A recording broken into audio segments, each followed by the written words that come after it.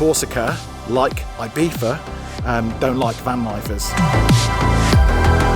I'm actually quite surprised by the attitude of the locals and the local businesses towards van lifers in that town. This item here is the best thing for car camping. These things don't work.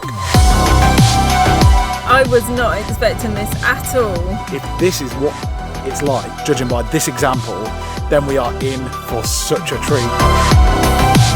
I absolutely messed up big time. Welcome back to the channel. We're Janine and Liam Day, a married couple who have been doing full-time van life in the UK for over 3 years. But a recent turn of events has meant that we are now full-time car camping and decided to start our adventures off in travelling through Europe. Car camping is a challenge, but one full of rewards, and each day we have to adjust to living in such a small space as we travel somewhere new and adapt to different cultures. We've just visited south of France for the second time on this trip, with the first time being very brief due to experiencing so much crime whilst camping in poor choices of locations. But returning a second time to Provence a few days ago, we had such a good time that it left us feeling inspired to travel to even newer places. So rather than taking the mainland route to Italy, which was always our goal destination, we thought we would take an alternative route and ferry hop the islands of Corsica and Sardinia, two places we know very little about. So join us as we're about to board our first ferry to the epic island of Corsica. Welcome back to the channel. We are once again about to board a ferry in Europe, and this one is a really good one because it's taking us from the south of France to even further south of France. We're going to Corsica. From a random sequence of events, we've ended up catching a ferry to Corsica, and we're really excited about it because once again we don't know anything about it. Literally a week ago I thought this was Corsica was part of Italy, so that's how little I know about it. However, bumping into a couple of people, they recommended doing it, and we thought, what better way to go to Italy than island hopping? So that's what we're going to do. We're going to be going Corsica first, and then we're going to jump on another ferry and go to Sardinia, but they're big islands. Anyway, we're just about to catch the ferry. We've got another cheap ticket because we're in a car, although we're obviously sleeping in the car as well. And I think this one is going to be a good one. Well, we're on our way. I don't know what it is about transport, like boats and planes and stuff. They just get me so excited, and I'm feeling really excited about going to Corsica. So it's a 12-hour journey overnight, so let's get to Corsica. I can't sleep. I can't sleep. I can't sleep. I can't sleep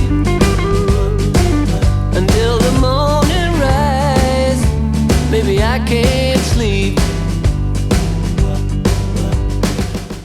Good morning. Oh my gosh, I can't believe we've woken up this morning and we're literally, Corsica's just there. It's so exciting. Despite having the worst night's sleep ever, those seats down there are so uncomfortable. Me and Liam ended up splitting up and going off and I found 2 seats, and so we could try and lie down, but literally the worst night's sleep ever. But I've woken up today and I just feel really excited. It's not like travelling on an aeroplane where you wake up, you have to go through customs. You wake up on a boat and you wake up next to, well, it's like paradise, just floating along by. It's so nice. Despite the bad night's sleep, I've really enjoyed waking up this morning. But we're almost there and we're going to be going soon. How was your sleep? Not great. Not particularly good either. Mine was terrible. Yeah, really uncomfortable actually. Very, very uncomfortable. Yeah. Not as good as Ibiza. No. As we left the ferry to arrive on this mysterious island that we know nothing about, we were already taken aback by the scenery. However, feeling so tired from having no sleep, we decided to check into a campsite for some much needed rest and to feel refreshed and ready to explore the island of Corsica.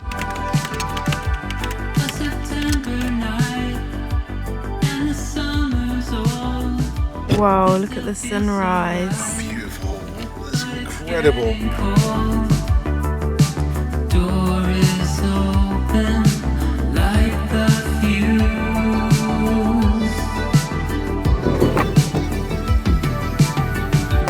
If you want me to, I will let you go.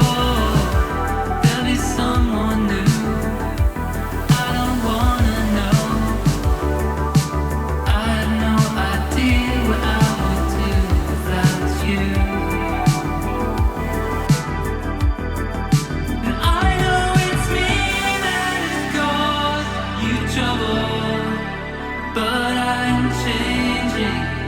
more than you know. Every minute with you I stumble. Maybe that's why you're still here. That makes me love you even more.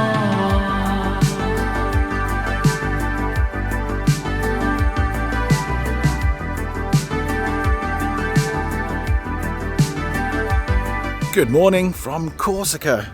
My God, it's nice waking up here, and what a beautiful start to the day we had.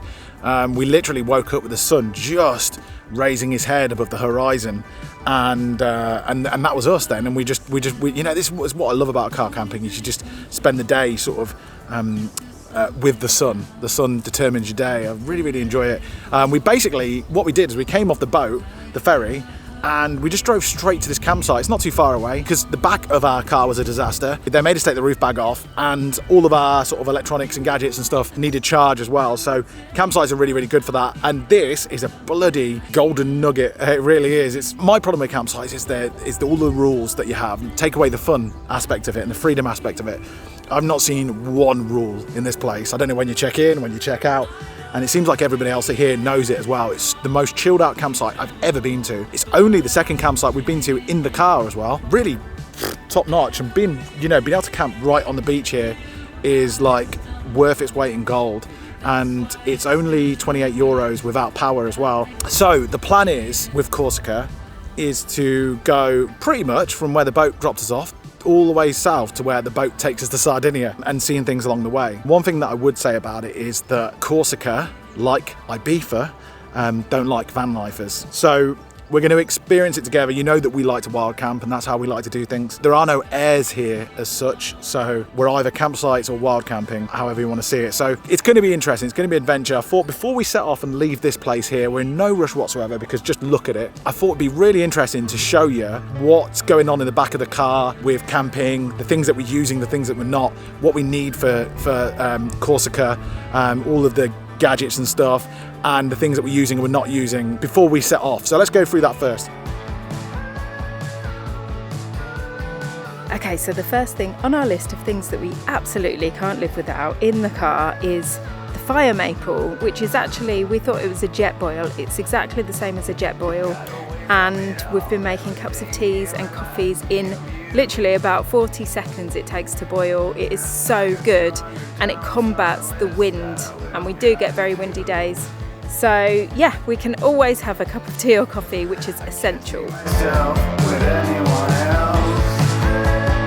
Getting a decent night's sleep has been one of the most important things. It is the most important thing about car camping, in our opinion. What we got just yesterday was some new pillows. Last night was the best night's sleep we've both had in that car, because we had big pillows.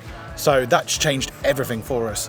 The other thing that was a problem for us whilst we were sleeping is mosquitoes. As you know, our window deflectors didn't work. They were the wrong ones. So we have our back windows open a crack, and unfortunately, of course, let mosquitoes in mosquito-ridden areas, which there are quite a few in Southern Europe. So I went into Aldi and found this stuff reduced, and literally we got 2 of them, and we just hook them over the windows at night to stop the mosquitoes getting in. And last night it did a really good job. There wasn't one mosquito in our car last night. Here's some things that didn't work. I also got this reduced in Aldi as well. It's a citronella diffuser stick thing, and it looked natural from the box, but it doesn't smell natural. In fact, it's horrible, and I'm really looking forward to getting rid of it. We've had this in the car when the car's been full of mosquitoes, so I'm going to go as far as saying these things don't work. Same goes for the citronella incense sticks. Pass the citronella stick to the left hand side. It looks like a massive doobie, and I've sat outside with these things going, and I think unless they create an actual huge plume of smoke, I don't think they work, and I don't think the citronella works that way as well. That's just an inkling, a feeling that I've got. We do believe in citronella. We know citronella from India and tropical places we've been to around the world. We know citronella definitely does work. We don't use DEET, but this is the newest invention that we've got. It costs €7, and it's a little device that sends out a sonic boom, a real high-pitched frequency to dragonflies, not that we have a problem with dragonflies, or mosquitoes.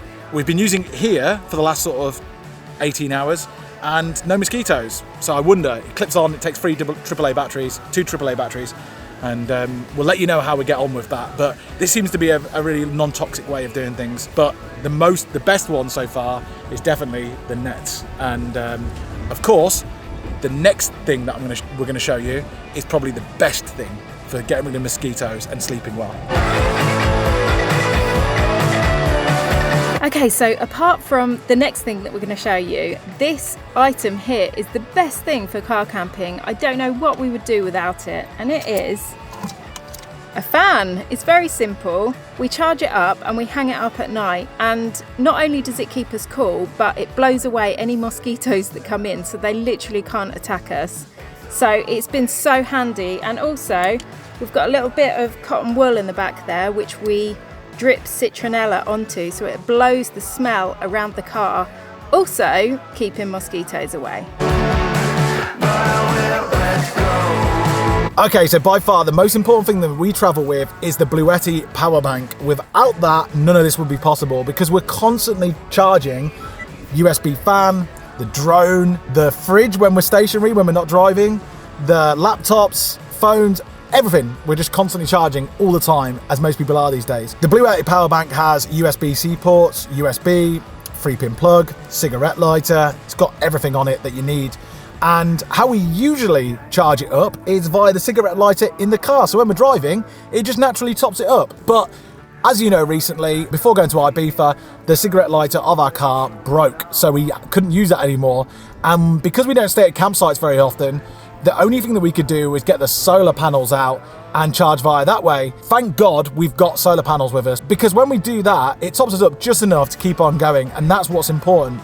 However, one thing that we found out recently that makes it all so much better, that is if we go to a campsite or we can find some mains, that BLUETTI charges up in no time. In fact, just 2 hours before checking out of this place today, I hadn't even charged up the BLUETTI yet, because I know that even at that point, we'll still get 100% charge in it before leaving. Once that thing's got 100% charge, we're good to go for a few days. Absolutely no worries. It fits nicely just between us in the ears, so when we're driving along, we just plug in anything that we need. And it's got a digital display and apps, and lets us know how much power it's got in and out at all times. It really is a diamond bit of kit. On that note, we're fully charged and we're ready to go. So the next stop is a Corsican supermarket, because we need some supplies before we go wild camping. And this is going to be our maiden voyage around Corsica, starting from the northern point and going south. Hopefully, well, that's the plan anyway. Let's get going. We headed off to a hypermarché nearby, which actually turned out to be one of the best we have seen on this trip so far. We've found out that eating out in France as a vegan is a bit of a no-go, and also the supermarkets haven't been too great either, in our opinion. So our plan of action is to cook as much home-cooked whole food dishes as possible using Corsica's seasonal ingredients, and luckily their fresh produce is incredible.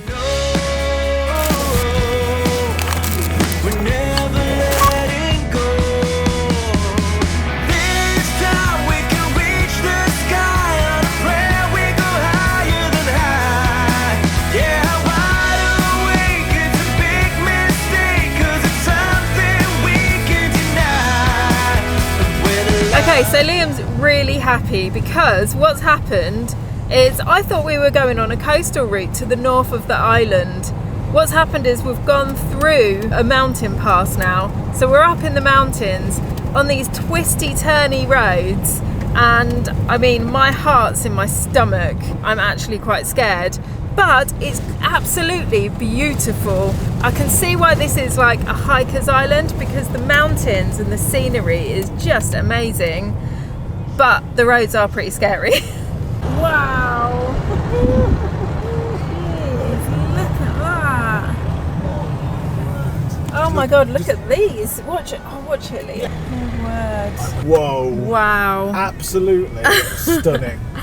I was not expecting this at all. Admiring the scenery en route, we made our way to a place called Torre de Nonza. It was very windy when we arrived, something we assume is quite normal for the island, so we headed straight to find some shelter in the sun for some fresh homemade lemonade before heading around this quaint, picturesque little village. We admired the dramatic Plage de Nonza Black Beach with its mouthwash blue water and the dusty terracotta-coloured church before heading to the tower viewpoint to get an idea of just how remote the island is in the vast sea before us. Being up so high with such an expanse of blue water before us is extremely exhilarating, like a pirate at the crow's nest, with nothing but Davy Jones in front of him. It's a sight that never disappoints for the feeling it summons inside. We aren't ashamed to admit that such a sight makes us feel a little nervous, with giant dark blue waves swallowing all that falls upon it. But that horizon has never looked so good, and with it is the peaceful promise that we are where we need to be right now, and it's okay to move forward. Cool, so we've come to the north of the island, not the furthest north point, but as far north as we're going to go. You can just keep going along those windy roads all the way to the northern point.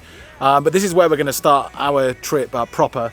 And going all the way down there. There's even mountains with snow on still. That's how high they are, considering at the end of spring, early summer.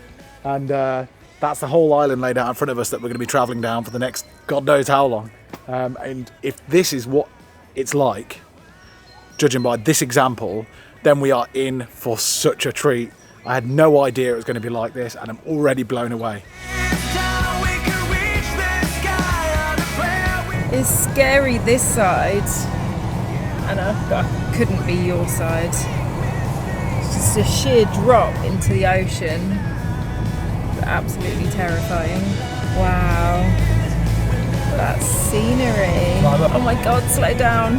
You don't need to go that fast. Oh my God. Donut. Handbrake turn. No. It's good. Oh man, this is scary.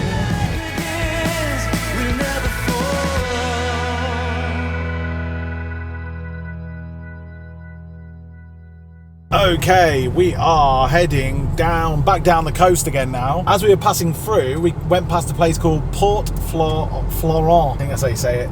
It looks really, really nice. Lots of boats and stuff. I checked Part for Night, the app that we shouldn't really be checking in France, that we said we wouldn't check anymore. Anyway, I checked it to see if there's any park-ups down there, and there's one potential one that means that we get to go out in the city and have a couple of drinks. In the town, sorry. We're going to go check it out and see if it's legit. Anyway, if you're in a car park with no restrictions, you're just sleeping for the night, and then you're not getting all your camping gear out, we should be all right, he says. So let's go and find out.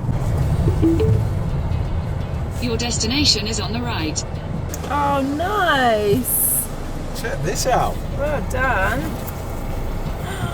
That means we're in. That could be it for the evening. We're in. Well, let me go and check for restrictions and stuff. Free parking. Free? It's free. Seriously? Yeah. And there's another couple of vans trying to get away with it as well, so I reckon we're going to be all right here, you know. You think? Yeah. Put the foil up on the front. Oh wow, what an absolutely awesome park up this is.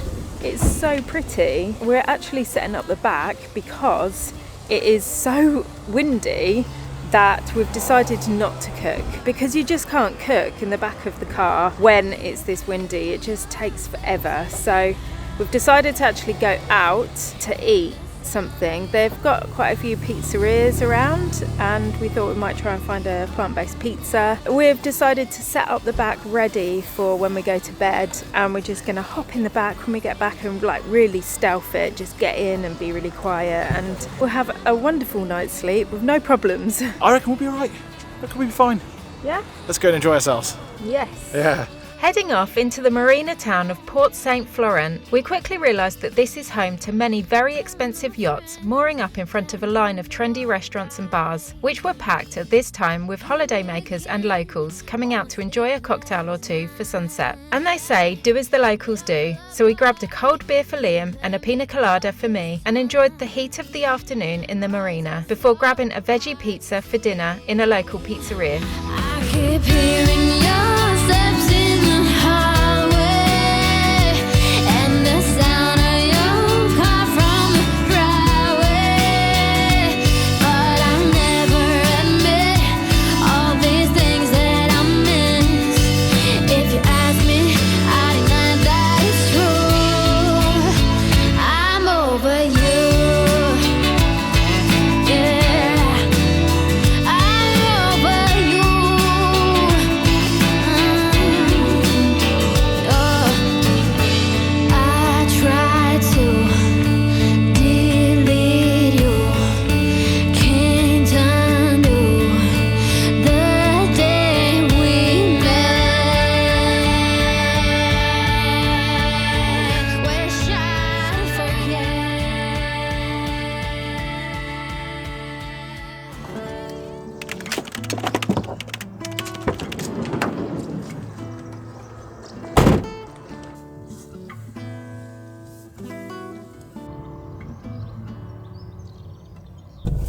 go. Yeah, let's do it.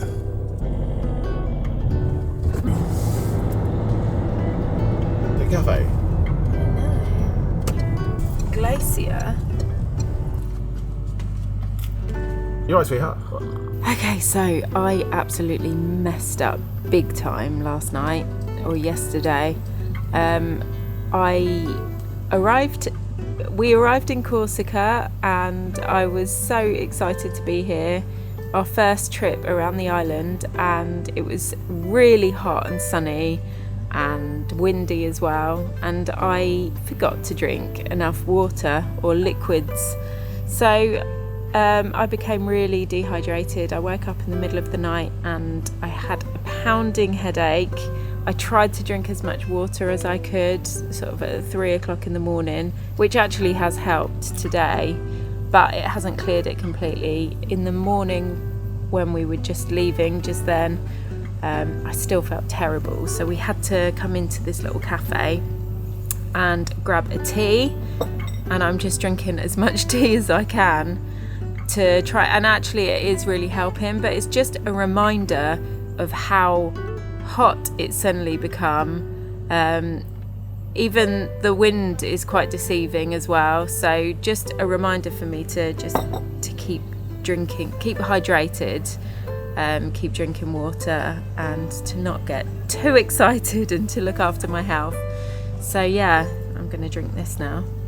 Okay, so cafe is essential after leaving early from your park-up. We left early from that park-up because we did want to take our chances with the police, and actually quite surprised by the attitude of the locals and the local businesses towards van lifers in that town.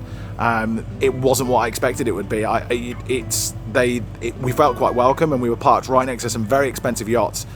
And I think if we would have stayed there, I don't think that we would have been told to move on, or we can just apply our sort of logic to it and our experience and we should be all right. So come to a cafe. In exchange for buying a cup of tea and a coffee, we've brushed our teeth and had a wash and all that sort of, used the toilets and stuff. And we're about to start the day, and I'm really excited about it. It feels like we've just really begun.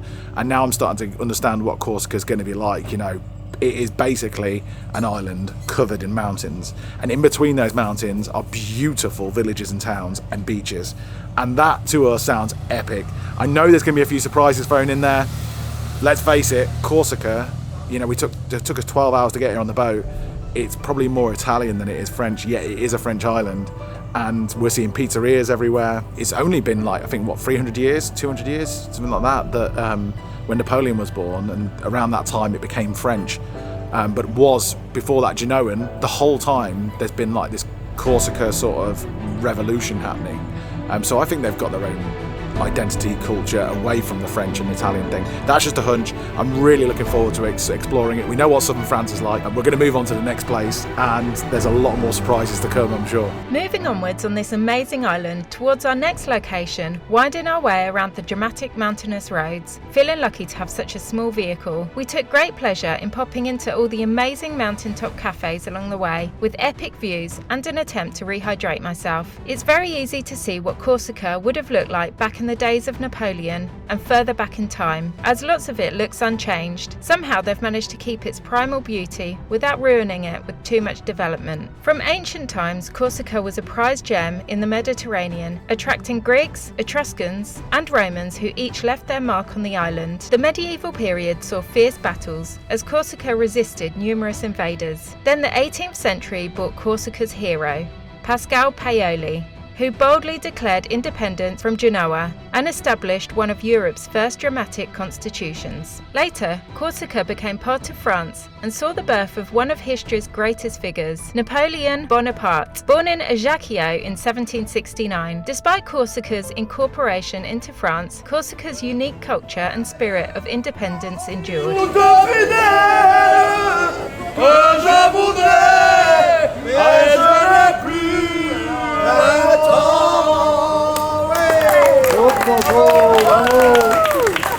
Il Ilrus was the town we pulled over into, and we were so glad we did. Another town that was founded, designed and fortified by Pasquale Paoli in the struggle for independence. You'd be hard pushed to find a more pretty town anywhere on the planet, with the town's very own powdered sand beach and crystal clear waters, markets, shops, quaint streets and cafes, and palm trees scattered about the place. There's something about the mix of colours, sounds and smells in Ilrus that creates an incredibly uplifting energy within for all who walk its streets.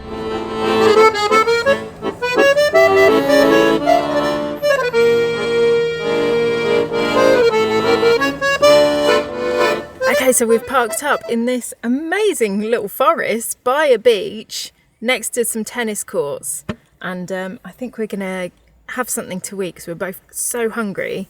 Liam's gonna cook. I'm very excited, and I don't know, maybe play a bit of tennis or maybe not. So, do you want a pasta dish or do you want a bean dish? Oh, can we have a bean dish? A bean dish? Yeah. What do you reckon? Yeah, I don't see why not. As it turned out, we went for the pasta dish as we needed to use up the fresh ingredients in our fridge. So today we are having a veggie one-pot pasta with pisto, which we bought from the south of France. And yes, I said pisto, just like pesto, but without the Parmesan cheese makes it a pisto. I don't know what I was thinking when I counted you out. The moment I could see it clearly, there was never any doubt. Dangling my feet in the water. If this works as the first one-pot pasta dish that's ever worked, the reason why one-pot pasta dishes don't work is because it's dried pasta and it doesn't absorb enough water. So you're always going to be left with excess water because it's very, very hard to judge it as well. So it has to become a sauce, the excess water, and that's what I'm going for this. So you don't want to put too much water in, otherwise it'd be really watery like soup, pasta soup, which we don't want. It's not minestrone. So I put a little amount of water in. We're just going to keep an eye on it, okay? Okay. All right. Let's do it.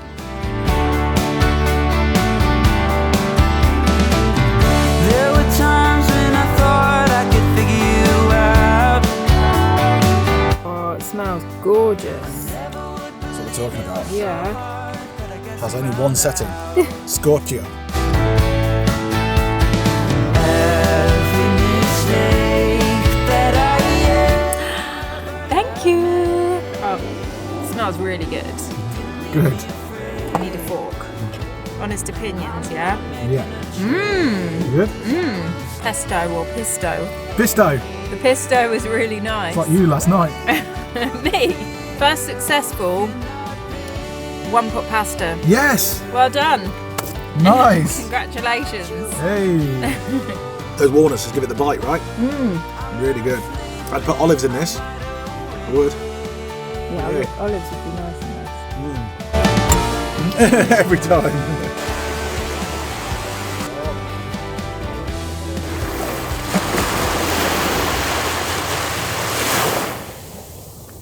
Okay, wow, it is clearly so beautiful around here. I mean, check out this sea behind me. It's so calm. It's gorgeous, and the mountainous backdrop as well is so pretty. However, there is a weather front coming in. There is going to be thunderstorms in the next 24 hours, and we are heading off into the mountains, hoping to go on a hike tomorrow. But we're not sure if we can actually make it before the thunderstorms hit. So that's our aim, and that's where we're heading behind me there. So off we go to a place called Court. That was a really nice pasta dish. Even if I do say so myself, being in a small camper trying to do the one-pot dishes is like just a dream. And for them to turn out good is an even bigger dream. We ate and cooked just on this, behind this beach here, and this is the beach. It's called Calvi Beach, and that's the citadel over there. Undeniably beautiful. However, we've just gone for a bit of a walk up and down. It's quite like touristy, but touristy in a way of like not so sort of like loses the Corsican culture quite a bit for being here. So just lots of sunbeds, lots of bars, all charging lots of money for drinks and what have you. So it's not really massively our vibe.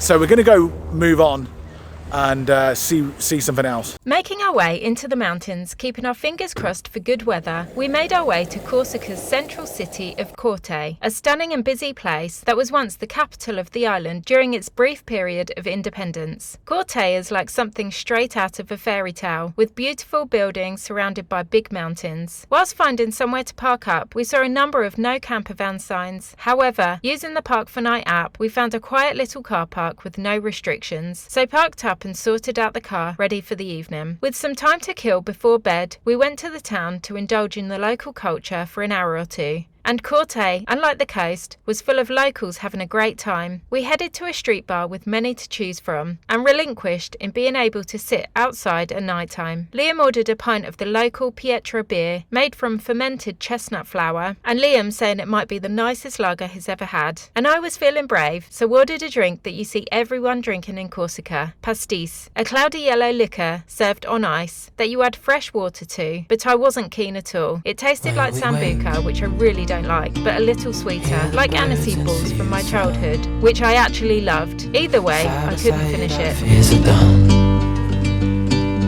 All the good times just begun.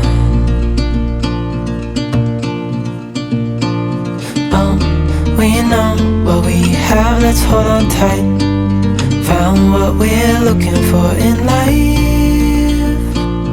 Call us crazy, but things are finally right. With you and I, the future is bright.